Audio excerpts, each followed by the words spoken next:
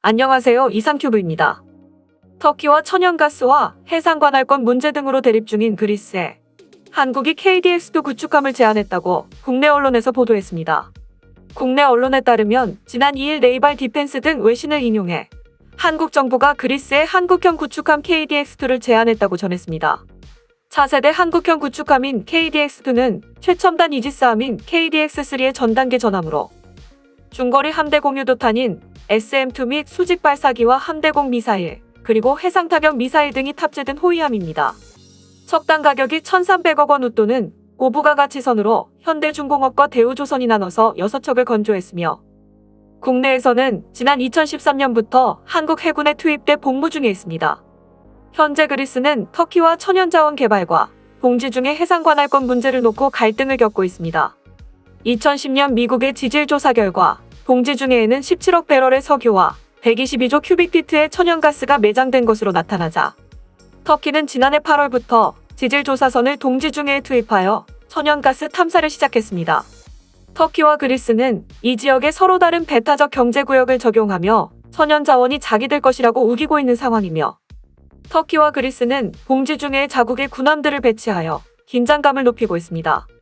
터키가 먼저 천연가스 탐사를 시작하자 그리스는 해당 구역이 자신들의 배타적 경제수역 지역이라며 프랑스와 이탈리아 등과 함께 동지 중해에서 합동해 공군 훈련을 진행하며 터키를 위협하고 있습니다. 터키도 실사격 훈련으로 맞대응하면서 양국의 갈등은 깊어지고 있습니다. 따라서 동지 중해에서 배타적 경제 수용 문제로 터키와 심각한 군사적 갈등을 겪고 있는 그리스는 군의 현대화를 추진하고 있습니다. 그리스 해군은 히드라그 프리깃 4척의 업그레이드와 함께 신형 프리깃 4척을 도입할 예정인 가운데 한국 정부가 그리스에 KDX2를 제안한 것입니다. 하지만 외신은 그리스의 프리깃 함정 도입을 놓고 미국과 프랑스가 치열하게 경쟁하고 있다고 보도하고 있습니다. 프랑스는 최근 그리스 측이 요구한 중고 구축함 2척을 무상 제공하겠다고 제의한 것으로 알려졌습니다. 이에 앞서 두 나라는 그리스의 전투기 도입 사업에서 맞붙은 적이 있습니다. 먼저 그리스 공군의 전투기 도입 사업에서는 프랑스가 미국을 제치고 1라운드에서 승리했습니다.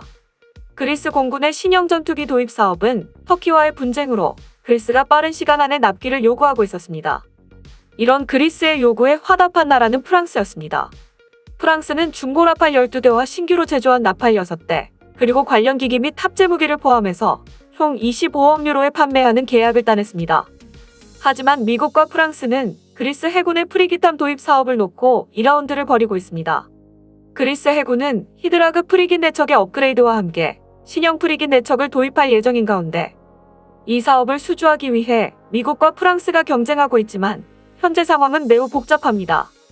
미국 측은 그리스 해군이 요구하는 멀티미션 프리깃의 요구에 부응하기 위해 록히드 마틴은 프리덤급 해안 전투함의 파생형을 그리스 조선소에서 공동 건조할 것을 제안했으며 실제로 록히드 마틴의 관계자가 현재 조선소를 방문하는 등 판매를 시도하고 있으나 그리스 해군이 요구하는 중간 솔루션에 대해 명확한 답변을 내놓지 않고 있습니다.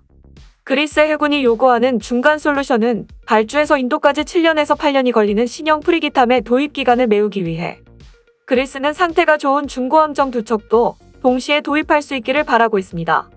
그리스의 파나기오토플로스 국방장관은 히드라그 프리깃 업그레이드와 중고함정 도입, 그리고 신형 프리깃 조달을 패키지로 요구하고 있습니다.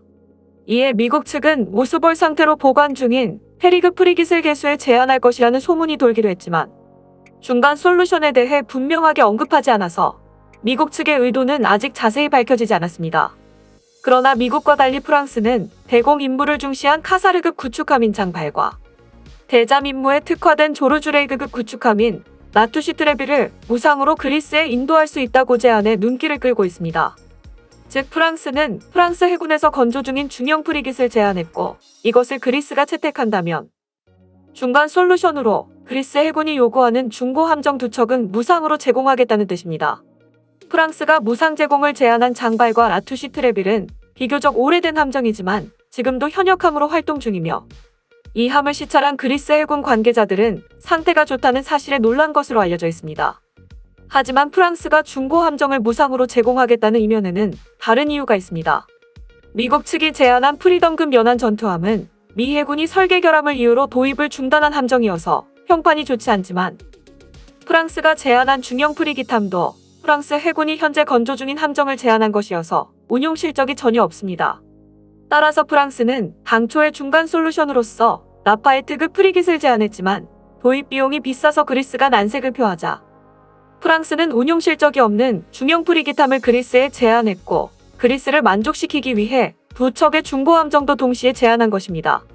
카사르급 구축함인 장발과 조르주레이그급 구축함인 나투시 트레빌은 폐역을 앞두고 있었기 때문에 엄밀히 말하자면 프랑스는 현역 함정을 무상으로 제공하는 것은 아닙니다. 즉 프랑스의 의도는 폐역을 앞두고 있는 함정을 검증 안 된 프리기탐 수출을 위해 끼워 팔기식으로 제안한 것입니다. 과연 미국이 모수볼 상태로 보관하고 있는 페리급 프리깃을 꺼내 그리스에 무상으로 제공해준다고 해도 프랑스가 제공하는 함정만큼 상태가 좋은 것인지는 불분명하지만 그리스에 제안하고 있는 프리덤급 연안 전투함은 평판이 좋지 않기 때문에 미국은 보관 중인 페리급 프리깃을 무상으로 제공할 수도 있습니다. 그렇게 되면 미국은 프랑스를 이기기 위해 추가 결정타가 필요하게 됩니다. 그래서 꺼낸 미국의 카드는 미국의 차기 호위함을 그리스 조선소에서 건조하는 것입니다. 이 정보는 그리스 언론이 독자적으로 입수한 정보라고 하지만 진위는 불분명합니다. 미국은 주말트급에서의 실패를 교훈으로 차세대 호위함의 도입 프로그램을 시작했으며 최종적으로 프랑스와 이탈리아가 공동 개발한 FREMM을 기반으로 한 디자인이 결정되었습니다. 이 함정의 이름은 컨스텔레이션으로 건조는 이탈리아의 핀칸티에리 산하에 미국 조선소인 마리네티 마린에서 건조할 예정이지만 미국은 이 함정의 일부를 그리스 조선소에서 건조할 수도 있다고 그리스에 제안했다는 것입니다. 그리스 언론이 보도한 내용이 사실이라면 그리스 산업계는 미국의 제안이 더욱 매력적으로 비춰질 수 있을 것입니다. 마지막으로 미국과 프랑스가 그리스의 수요에 집착하는 이유는 동지 중에는 터키와 충돌 위험성이 높은 지역이기 때문입니다. 두 나라 간의 긴장으로 이 지역의 무기 수요는 점점 증가하고 있으며 만약 그리스에 무기를 수출한다면 수십 년간 탄약이나 업그레이드 수요로 이익을 볼 수 있기 때문에 미국과 프랑스 두 나라가 이 지역의 무기 시장을 놓고 쟁탈전을 벌이고 있는 것입니다. 지금까지 상황으로 봐서는 그리스와 정치적으로 가까운 미국과 프랑스의 군함이 선정될 가능성이 높지만 우리나라도 아예 가능성이 없는 것은 아닙니다. 그 배경에는 한국 조선산업에 대한 그리스의 신뢰가 있기 때문입니다. 잘 알려진 사실이지만 한국의 조선업이 최초로 수주한 선박은 그리스 선박이었습니다. 그 이후로도 해운 강국인 그리스는 우리나라 조선업의 큰손이었습니다. 특히 한국 조선업이 위기에 몰릴 때마다 그리스는 한국 조선업의 숨통을 쉬게 해주었습니다. 작년 코로나 사태로 상반기에 극심한 수주 가뭄을 겪었던 한국 조선업은 그리스 덕분에 호조를 보였습니다. 우리나라는 그리스 선사들에 잇따른 발주에 힘입어 작년 3분기부터 수주량이 급증해 중국을 크게 따돌렸습니다.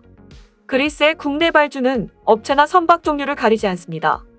트레이드윈즈 등 외신과 업계에 따르면 그리스 선박 가문 알라푸조스가 운영하는 키클라데스와 또 다른 선사 에반겔로스 피스티올리스는 한국조선해양에 30만 톤급 초대형 원유음 반선 2척씩을 발주했으며 발주 규모는 4,200억 원에 달합니다. 이렇듯 거의 대부분의 선박을 한국조선업에 의지하고 있는 그리스가 한국의 KDX2를 선택할 가능성도 있지만 정치적으로 유대감이 있는 프랑스를 제치기 위해서는 미국의 일처럼 우리나라도 보다 강력한 제안을 해야 할 것입니다.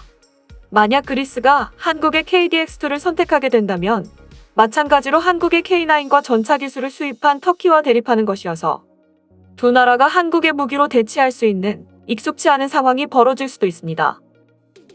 이상 마치겠습니다. 시청해주셔서 고맙습니다. 이상큐브였습니다.